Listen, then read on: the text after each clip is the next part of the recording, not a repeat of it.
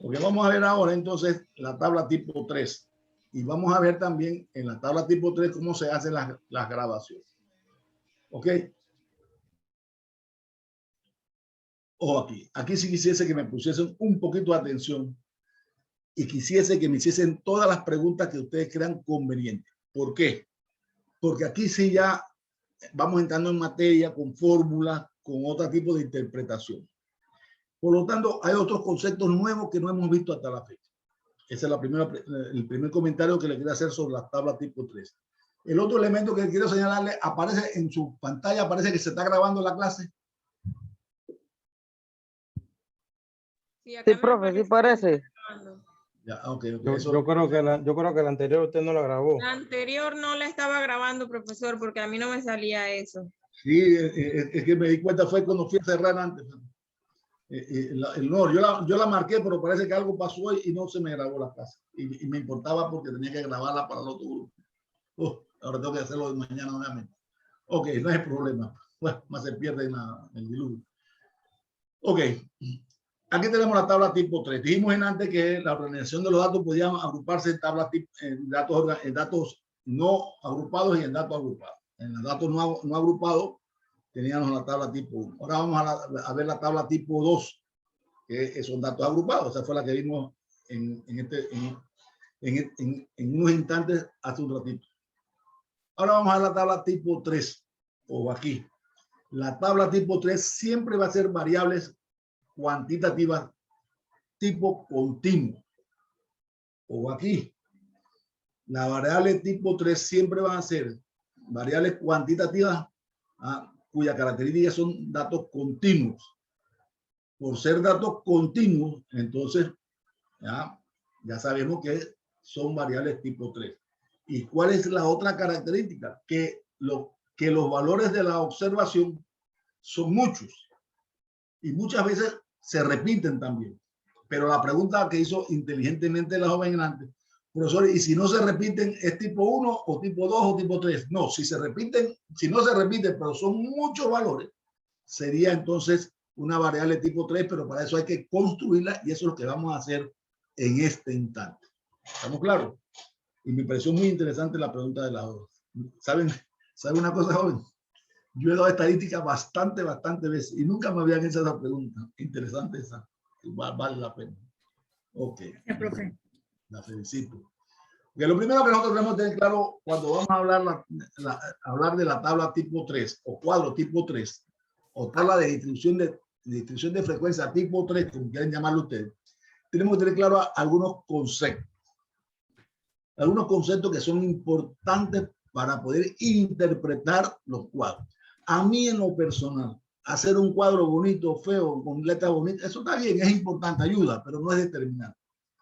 Lo que es importante para mí es que usted me sepa comprender el análisis de ese cuadro que usted está haciendo.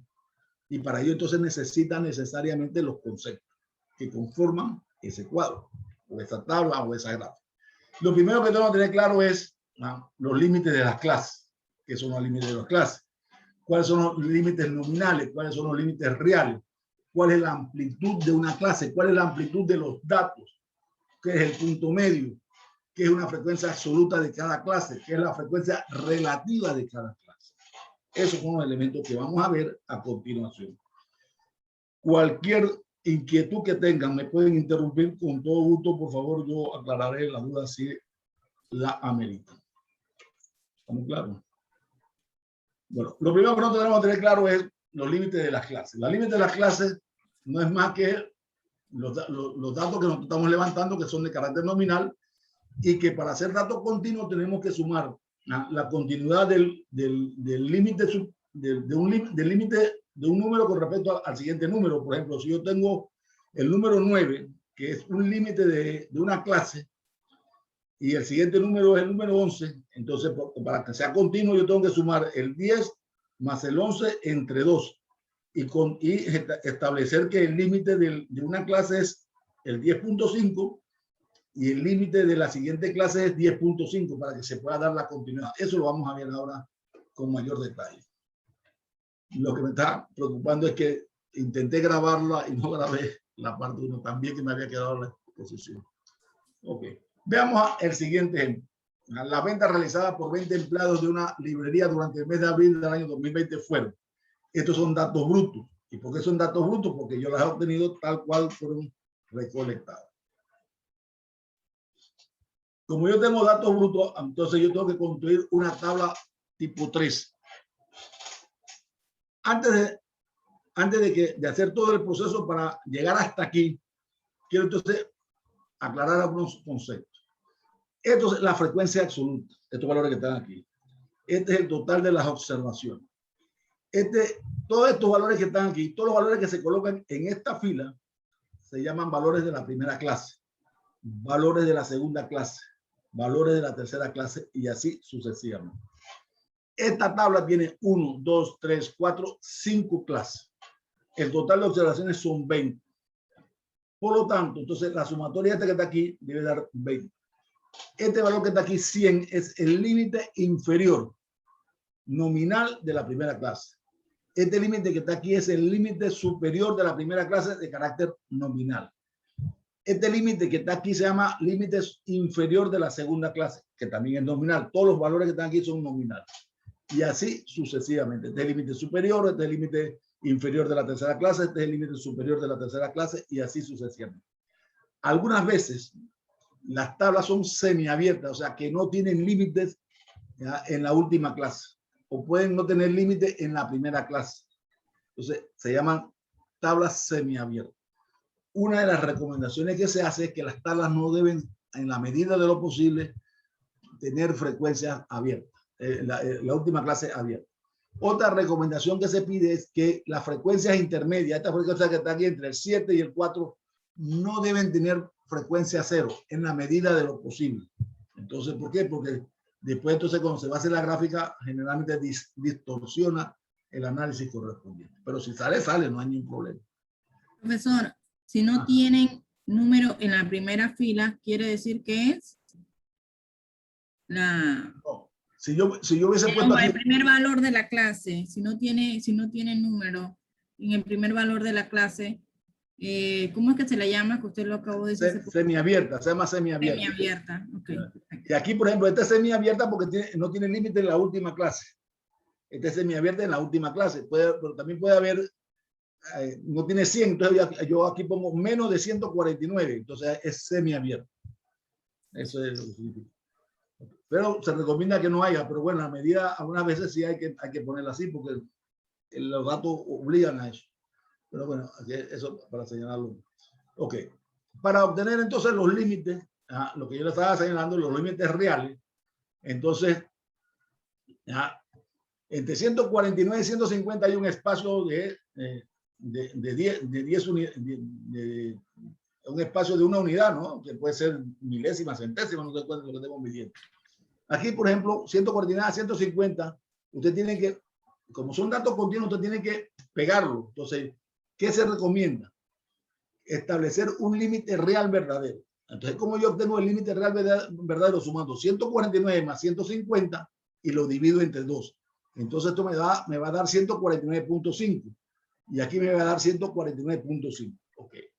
Para no complicarnos la vida, yo recomiendo lo siguiente. Para darle continuidad a la gráfica, yo en vez de poner aquí 149.5, yo pongo aquí 149 y acá pongo 149. Acá pongo 199 y acá pongo 199 para no poner tantos números en la tabla. Y entonces le estoy dando, o estoy cumpliendo el requisito de que es una tabla de datos cuantitativos de carácter continuo. Y entonces aquí yo pongo 299, pongo aquí 299. 400, acá pongo 400 también para que se pueda establecer los límites y dar la continuidad correspondiente como lo vamos a ver a continuación. Pero aquí está más o menos señalado eso, pero ¿cómo se encuentra la amplitud de las clases? La amplitud de las clases se encuentra sumando el valor superior menos el valor inferior de cada una de las clases y le establece la amplitud. Eso que la anchura de las clases es lo que se conoce como amplitud. Y aquí, por ejemplo, para la primera clase es 50, la segunda clase es 50, la otra 100, en la última 101 y en la otra es indeterminada porque es semiabierta. Por eso que se recomienda que ponerle un límite siempre a la última clase. Ok. Profesor, usted dijo que era la suma del límite superior y el límite inferior. Ok. Es que allí dice la diferencia. Y usted dijo que es la suma. Aguanta. Déjame explicar. Ah, Para encontrar los límites reales verdaderos, se suma 149 más 150 entre 2. Entonces sería aquí 149.5, que es el que tengo yo aquí, límite superior real, y aquí tengo el límite inferior real. Entonces aquí sería 149.5. Pero para no poner todos estos números que están aquí, yo pongo aquí 149 y aquí pongo 149 y le doy continuidad a la tabla. Esto es la continuidad de la tabla de los valores continuos. Lo que yo te estoy explicando aquí es que la anchura, la amplitud entre 149 y 100 es la recta entre 149 menos 100. La anchura de la segunda clase es 199 menos 150, que es lo que yo te estoy poniendo aquí. Entonces la primera clase tiene una anchura de 50, la segunda es 50, la tercera es 100, la tercera es 101 y la última es indeterminada porque no tiene límite superior. ¿Me he explicado? ya, sí, ahora sí, profesor. Ok. Bueno, yo tengo un conjunto de datos. La tabla tipo 3 dice que usted debe tener un conjunto de datos. ¿Qué pasa cuando usted tiene un conjunto de datos? Muchos datos. Usted tiene que agruparlo. Y como usted tiene datos cuantitativos de carácter continuo, usted tiene que agruparlo en una tabla de distribución de frecuencia tipo 3. Entonces ya usted tiene más o menos los datos. Ya usted contó que tiene 90 datos, 100 datos, 80 datos, 50 datos. Ya usted sabe eso. Usted sabe que ya son datos cuantitativos. Ya usted sabe que esos datos representan a una población o a una muestra. Eso ya usted lo sabe porque en el enunciado del problema debe aparecer. Pero usted no sabe en cuántas clases usted va a agrupar un conjunto de datos. Por ejemplo, yo le presento aquí la siguiente información, se refiere a los años de servicio del personal médico del MINSA. Déjeme borrar aquí. Del MINSA en aspectos vitales en Panamá. Observen aquí, la siguiente información se refiere a los años de servicio. Entonces aquí yo tengo el total de las observaciones, 2.5, 3.1 años, 4.4 años, 6.2 años, y estos datos que son los datos brutos. ¿Cómo yo puedo agrupar estos datos que están aquí? Que fue la pregunta que me hizo antes la joven, me dice la joven. Y si ninguno de esos valores se repite, pero son muchos datos, no necesariamente si son muchos datos y son datos cuantitativos y de carácter continuo, usted tiene que establecer la tabla tipo 3. Entonces, lo primero que usted tiene que tener es un aproximado de las clases con las que usted va a hacer la tabla. ¿Ya? Entonces, usted tiene los datos brutos aquí y se recomienda entonces utilizar una fórmula que se llama la regla de Stuart. Y esta es la fórmula, y la voy a explicar ahorita. La fórmula de la regla de Stuart es una regla empírica. Nos dice más o menos un aproximado de clase. Antes nosotros dijimos al inicio de la exposición que cuando nosotros vamos a elaborar una tabla tipo 3, debe haber más de 4 clases y menos de 15 o de 12, dependiendo del investigador. Eso es lo primero que nosotros debemos saber. Entonces, yo tengo que saber entonces el aproximado de clases que yo necesito para conformar esta tabla. Aunque en realidad aquí no hay muchos datos. En la vida real ustedes van a trabajar con mucho más datos.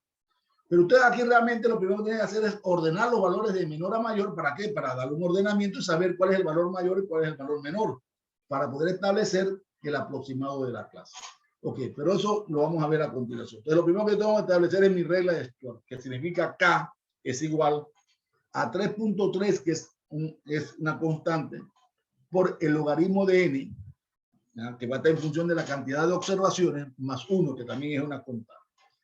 K, ¿qué significa? Número aproximado de clases, n número total de observaciones, y el logaritmo ordinario de base 10, que es el total de las observaciones que tenemos aquí. Vamos a ver entonces el siguiente ejemplo. Yo tengo aquí un total de 48 observaciones. Eso fue esto es lo que hay aquí. Entonces, n es igual a 48. Yo tengo que encontrar el valor mayor y el valor menor. El valor mayor, yo lo ordeno de menor a mayor y me dice que el valor mayor es 20 menos el valor menor, que es 6. Entonces, el rango o la amplitud entre el valor mayor y el valor menor me dice que es 19.4 años. ¿Y dónde salió? Yo ordeno estos valores de menor a mayor, ¿no? y entonces yo encuentro cuál es el valor mayor menos el valor menor. ¿Para qué? Para encontrar el rango. Y yo tengo que encontrar entonces el aproximado de clase. Entonces aquí tengo 3.3, que es una constante, por el logaritmo. ¿Por qué de 48? Porque son 48 observaciones. Si hubieran sido 100, el logaritmo sería de 100. Si son 20, el logaritmo hubiera sido de 20. Si son 200, el logaritmo es de 200. Pero aquí tenemos el logaritmo de 48 más 1, más 1, que es una constante. Reemplazando 3.3 por el logaritmo de 48 es 1.68. Lo vamos a trabajar con 2 dígitos. Es mucho más dígitos, pero vamos a trabajar con solo 2 dígitos. Más 1. Entonces yo multiplico 3.3 por 1.68 más 1, me dice que es 6.5. Redondeando, me dice entonces que el aproximado de clase va a ser 7. Pero que resulta que Ernesto Arjona dice, profesor, yo lo voy a hacer mejor en 6. Bueno, él la puede hacer en 6, no hay ningún problema. Ni por eso lo va a tener malo. Y dice Edgar Rodríguez, yo lo quiero hacer en 7. Perfecto, eso fue más o menos lo que te dio la tabla. Perdón, la tabla no, la fórmula empírica. Entonces ya usted comienza a elaborar la tabla. Ya usted sabe que va a tener más o menos un aproximado de 7 clases, que ya usted tiene el rango de valor mayor menos valor menor. A usted necesita encontrar la amplitud de la clase. Y la amplitud de la clase es el valor mínimo, el límite inferior mínimo de esa primera clase más el límite, más la anchura, para encontrar el límite superior. Entonces tenemos que encontrar entonces la anchura. Y la vamos a encontrar. La amplitud de la clase o anchura de la clase, como usted quiere llamarle, es igual al recorrido de la variable entre el número de clase. ¿Cuál es el recorrido de la variable? 19.4. ¿Cuál es la aproximado de clase? 7. Entonces yo divido 19.4 entre 7, me dice que es 2.78. Entonces yo redondeando le pongo 2.8. Y la amplitud de la clase se representa con SI. Esa es una simbología. Si usted le quiere poner A, le puede poner A, no hay ningún problema. Entonces ya usted tiene el aproximado de clase, ya usted tiene la amplitud de la clase, por lo tanto ya usted también tiene los datos, ¿ya?, que usted va a establecer para elaborar la tabla. Y usted proceda a hacer la tabla. Entonces, si el límite inferior es 0.6, usted le suma la anchura. ¿La anchura cuál fue? La anchura que usted encontró, 2.8. 0.6 más 2.8 le da 3.4. Entonces observen aquí, para no ponerlo a muchos números aquí, repetimos este límite superior de la primera clase, lo repetimos acá para darle continuidad a la variable continua. Entonces ponemos 3.4 más 2.8, que es la misma amplitud. La repetimos acá, más 2.8, que me da 9.0. Lo repito acá nuevamente, más 2.8 y así sucesivamente. Entonces yo cuento 1, 2, 3, 4, 5, 6 y 7. Tengo 7 clases. Todas las clases tienen igual nivel de amplitud. Yo tengo que poner 48 aquí porque ese es el total de observaciones que yo debo distribuir en cada una de las clases. ¿Alguno se quedó, por favor? Ninguno se quedó. Vale. Ok, entonces yo voy a... Profesor, yo sí me quedé en la amplitud de la clase. Ahí yo vi que salía el recorrido entre, ¿qué dijo usted? Era entre K, que eran 7 clases, ¿cierto? No, la amplitud de la clase es el rango. Ajá, eso es lo que quería ver. El rango es el valor mayor menos el valor menor de qué? Del total de las observaciones. Ajá. Del total de las observaciones. Usted lo reemplaza aquí, lo pone aquí arriba, lo pone aquí arriba y lo divide entre el total de clases que ya usted lo encontró. Pero yo dije antes que Ernesto Arjona lo quiere dividir entre 6. Entonces, si él tiene el 19.4 y ya lo quiere dividir entre 6, no le va a dar igual nivel de amplitud, le va a dar, no sé, déjeme sacarlo para ver. No lo he hecho. Pero 19.4 entre 6 le va a dar entonces la amplitud de 3.2. A 7 le va a dar 2.8. Y no es que esté malo, cada uno lo hace como crea conveniente. Y no es que esté malo, ninguno de los dos. Pero bueno, Arjona lo quiso hacer con 6 clases, por lo tanto la amplitud de la clase va a ser un poquito más grande. Edgar lo quiso hacer con 7, de acuerdo a como le dio en la regla empírica. Bueno, utiliza 7, no hay ningún problema. Entonces, Profe, una pregunta. Ajá, diga. ¿Siempre el número tiene que estar redondeado? No. Si tú quieres trabajarlo con 2 decimales, con 3 decimales, trabajarlo con 3 decimales. No hay ningún problema, pero lo que se busca en estadística es resumir, no complicarnos la vida. ¿Me explico? Sí, correcto, profe. Eso fue que dimos las reglas de redondeo para tratar de resumir un poco los valores. Ok. Profesor, Aquí tenemos ¿qué entonces. qué es lo que va ahí en FI? En FI, ¿qué es lo que va ahí, profesor? Ok. Esto es lo que vamos a hacer ahorita, compañeros. Ok. Ya yo tengo la amplitud de las clases. Entonces, ya yo tengo que poner aquí mi total de FI. Entonces, yo tengo que encontrar todos los valores que están comprendidos entre 0.6 y 3.4. Y lo pongo aquí. Tengo que traer todos los valores que están aquí entre este valor y este valor y lo pongo aquí. Entonces, yo, en mis cálculos auxiliares, yo tengo 0.6 hasta 20. O sea, que 20 es el valor mayor y 0.6 es el valor menor. Entonces, yo lo enumero de menor a mayor. Y entonces me dice que de 0.6 a 3.4, entonces yo comienzo a contar aquí. Todos estos valores que están aquí, todos los amarillos, son 13, los 13 los pongo aquí. De 3.4 a 6.2 son todos estos que están aquí. Yo los cuento y me dice que son 16, los pongo aquí. De 6.2 a 9, yo los cuento todos estos que están aquí y los pongo aquí, son 8. Me voy de 9.2, después de 9.0 a 11.8 son todos estos que están aquí. Y me dice que son 6. El siguiente, 11.8 a 14.6 me dice que son 2. Y de 14.6 a 17.4 me dice que son 2. Y de 17.4 a 20.2 me dice que es 1, que es 20. Y aquí está. Yo sumo aquí, me tiene que dar 20. Si no hay algún error en el conteo. Y aquí entonces he llenado la tabla tipo 3 con la frecuencia absoluta. Preguntas hasta aquí. Profesor, el grupo de color amarillo, o sea, según los colores, ¿qué viene siendo? No, yo le puse el color ese para facilitarme a mí el conteo. Ok. El color no tiene nada que ver ahí. Pero, o sea, lo que quiero preguntar es que se cuentan en base a qué. Por ejemplo, eran 13. ¿Cuántos valores hay de 0.6 a 3.2? ¿Y por qué es 3.2? Porque son los valores de la anchura. O sea, los valores están Ok, ya entendí. Ya ahora sí, profesor. Gracias. Son los valores que están comprendidos es que no veo. Bueno, esa es otra cosa. Pero, ojo aquí también. Puede que en algún momento uno de los límites coincida. Por ejemplo, creo que en uno de estos me coincidía. No recuerdo cuál fue que me coincidía. 9.0. Bueno, no sé si en otro ejemplo que yo tengo. Profesor, una pregunta. Ajá, diga. Ahí dice 0.6 a 3.4, pero acá yo no veo 3.4. ¿A dónde? ¿En qué clase? Donde está los colores amarillos. Pregunto, ¿no? No, es que no tiene por qué aparecer 3.4, si no aparece, no aparece. Estos son límites. Profesor, el 3.4 debería ser en el verde, ¿no? Esa es la manera aquí. Lo que tú tienes que contar son todos los valores que están comprendidos entre 3.4 y 6.2. Entonces tú cuentas todos los valores que están aquí comprendidos. No necesariamente tiene que ser 3.4.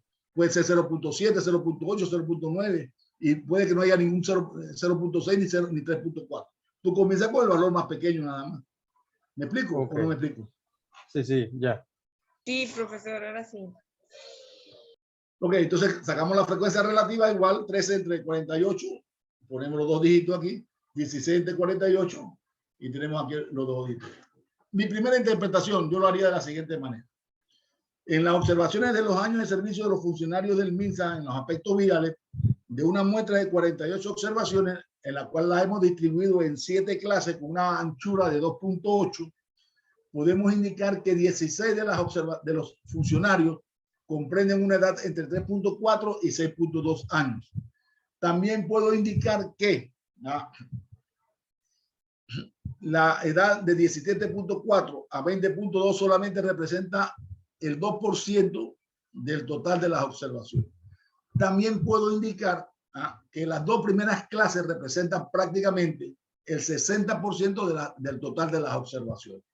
O sea, en total serían entonces 29 observaciones. Entonces, ya tú vas a analizar lo que tú quieras indicar. No es que tú me vas a describir una por una de estas. No, tú tomas de aquí, de allá, una o dos y haces el análisis correspondiente en función de lo que tú quieras destacar, lo que tú quieras resaltar. ¿Estamos claros? Preguntas hasta aquí. Ninguna. Este grupo es buenísimo. Me encanta porque no va a hacer preguntas.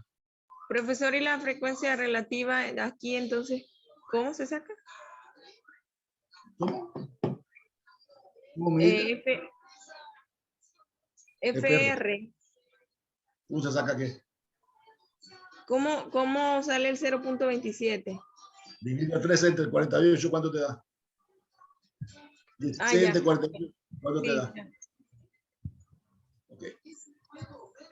Cuando usted hace una tabla tipo 3, como la que yo tengo aquí presente, es bueno, es recomendable encontrar el punto medio. Y el punto medio generalmente se pone entre la columna matriz y la frecuencia absoluta. ¿Y qué es el punto medio? El punto medio es la sumatoria de este límite inferior más el límite superior entre 2. 0.6 más 3.4 entre 2 me da 2. 3.4 más 6.2 entre 2 me da 4.8. 6.2 más 9 entre 2 me da 7.6. ¿Por qué es importante el punto medio? Porque con este punto medio yo puedo hacer todas las gráficas que se me ocurran a mí en la tabla tipo 3. Porque si usted va a hacer una tabla o una gráfica con una tabla tipo 3, con esta cantidad de valores que está aquí, es casi imposible hacer una gráfica. Entonces, mejor es utilizar entonces esta columna. Y aquí tenemos entonces una frecuencia, aquí tenemos un punto medio de esta tabla. Este punto medio corresponde al punto intermedio, o sea, el punto que va aquí. Porque va a aparecer acá como columna. Y tenemos entonces la frecuencia absoluta ascendente, que yo creo que se la expliqué la vez pasada. No sé si se la expliqué, pero la vamos a explicar nuevamente. Si no la expliqué. Aquí tenemos la tabla. Aquí tenemos la frecuencia absoluta.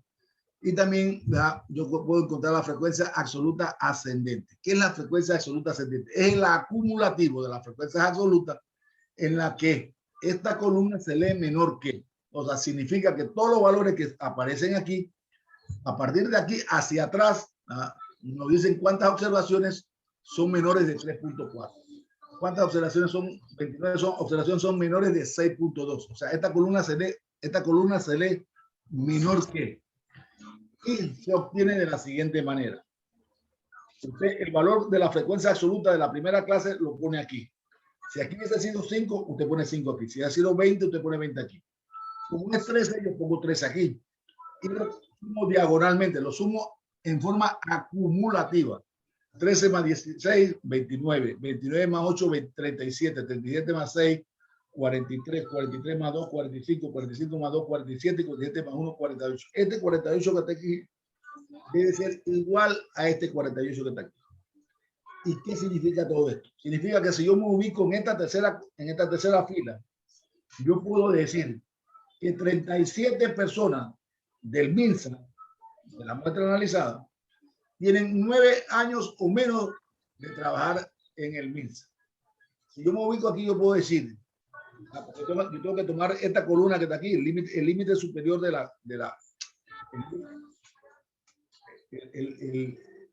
el límite,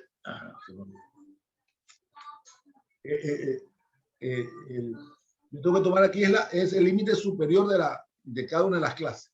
Entonces, si yo me ubico aquí 43, ¿qué significa 43? Que 43 funcionarios tienen 11.8 años o menos de edad o de años de servicio en el MINS. Eso es lo que significa eso. Y aquí 48 significa que 48, o sea, el total de las observaciones tienen menos de 20.2 años de servicio. Esta es la aplicación de la frecuencia absoluta ascendente. También sirve para hacer gráficas, que la vamos a ver más adelante. Profesor, todas se leen menos. ¿Menor qué? Se lee menor qué. Menor que, sí, digamos en lo que usted dice, 48 personas del MINSA tienen relativamente 20.2 años menos. No, así siempre va a ser menos. 20.2 años menor que 20.2 años. Menor que. Correcto. Ok. Igualmente, entonces, hacemos la misma operación en la frecuencia relativa ascendente. Este punto 27 lo ponemos aquí, lo vamos sumando diagonalmente o en forma acumulativa. Y este uno que está aquí significa igual a este uno que está aquí. Y yo entonces se lee de la siguiente manera. El 60% de las observaciones de la muestra tienen 6.2 años o menos de servicio. Si yo me ubico aquí en la tercera clase, yo digo que el 77% de las observaciones tienen 9 años o menos de años de servicio. Si me ubico aquí en la quinta clase, en la 1, 2, 3, 4, 5, en la sexta clase, yo puedo, 1, 2, 3, 4, 5, en la sexta clase, yo puedo decir que el 94% tienen menor o 14.6 años de servicio, y así sucesivamente. Cuenta enredar, se enreda uno con ese menor que. Pero entonces aquí tenemos la frecuencia relativa ascendente. Y aquí tenemos la tabla completa de la tabla de distribución tipo 3. Y esto es lo que yo les voy a pedir a ustedes en el parcial, y esto es lo que ustedes van a hacer para la próxima clase. El próximo martes ustedes tienen que traerme un laboratorio de cada uno de estos elementos que estamos señalando aquí. ¿Estamos claros? Preguntas hasta aquí, mi amiga Yarinet Fuentes.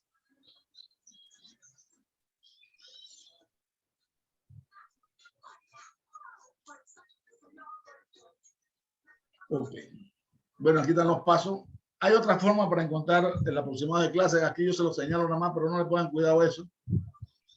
Aquí están cómo se encuentra la frecuencia relativa. Y aquí están las formas para hacer las diagramas. Esto es un diagrama de bastón. Generalmente se utilizan para tablas tipo 2. ¿Ah? Diagrama de barra se recomienda para datos ocupados tipo 2. Ya ustedes lo vieron. Aquí también tenemos una tabla tipo 2.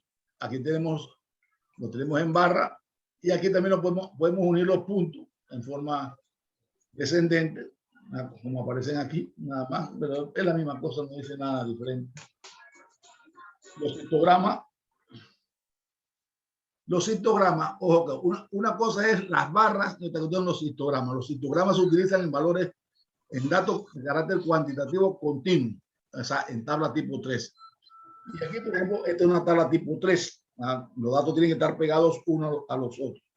Y el valor que va aquí es el punto medio. Usted tiene que coger el punto medio y lo pone en cada una de las clases y lo repite las veces que se repite cada una de estas clases. O sea, la frecuencia absoluta. Entonces, usted la determina aquí. Aquí tiene una tabla, otra tabla tipo 3. Veamos aquí en edades. Estos son datos hipotéticos que yo puse aquí. Edades 18 a 34, 34 a 50, de 50 a 66, 66 a 82. Lo primero que tengo que saber cuántas clases tiene aquí. 1, 2, 3, 4 clases. ¿Cuánto es el total de las observaciones? 80. Yo tengo mi frecuencia absoluta aquí. Tengo mi punto medio. ¿Por qué? Porque yo para hacer una tabla, un histograma como el que tengo aquí, yo necesito este punto medio. ¿Para qué? Para que no se me pongan tantos valores aquí en este eje. Entonces yo pongo la característica, la variable de observación, que son las edades. Recuerde que siempre esto que va aquí, en esta columna, en la matriz, es la variable. Entonces, bueno, yo pongo los puntos medios, que es lo que tengo aquí, lo repito. ¿Cuántas veces se repite? 26, 13, y aquí tenemos una tabla, un histograma de datos continuos. Clase de polígono de frecuencia, aquí lo tenemos. Aquí sí es un poquito más complicado. Todavía tenemos algunos minutos. Aquí en el polígono de frecuencia se toman los puntos medios cada una de las clases, pero ¿cuál es el problema que hay aquí? Que cuando usted hace un polígono de frecuencia, usted tiene que cerrar todo el área, porque si no, no sería polígono. Entonces usted tiene que crear una clase, usted tiene que crear una clase con frecuencia 0, observen aquí, y tiene que crear otra clase después de la última con frecuencia 0 para poder cerrar el área o superficie que usted está analizando. Entonces, para construir un polígono de frecuencia, usted necesita el punto medio, crear dos clases, la primera y la última, o sea, tiene que agregarla con frecuencia 0, para que entonces pueda aparecer aquí encerrado todo el polígono, para que sea polígono, si no, no es polígono. Y aquí entonces tenemos otra gráfica tipo polígono. Aquí tenemos otra gráfica de polígono. Aquí también observen, todas tienen que estar cerradas. Yo le escribí aquí le escribí la clase primera y la clase última con frecuencia 0.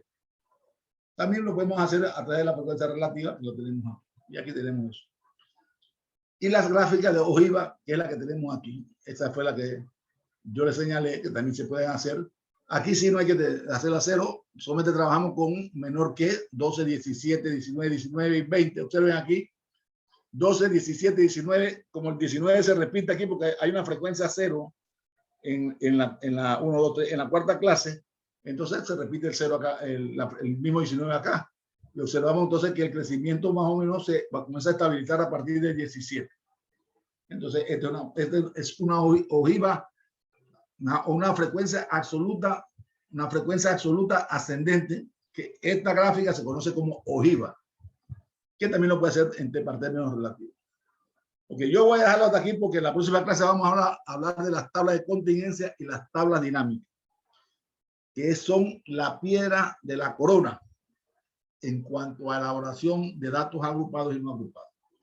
Y creo que es lo máximo con que uno puede trabajar con respecto a las tablas de distribución de frecuencia, porque hace unas combinaciones increíbles, pero bueno, hay que practicar. Yo les voy a mandar un laboratorio, si no mañana en el transcurso de estos días, para que lo hagan, machuquen ahí, lean la literatura, vean algunos otros ejemplos en algunos libros adicionales en los YouTube, en los links que yo les estoy enviando. Y el próximo martes entonces nosotros practicamos ese laboratorio que yo les estoy dando y terminamos la clase de las tablas de contingencia. Déjenme grabar aquí, déjenme cerrar aquí porque si no se me olvida. Antes grabé.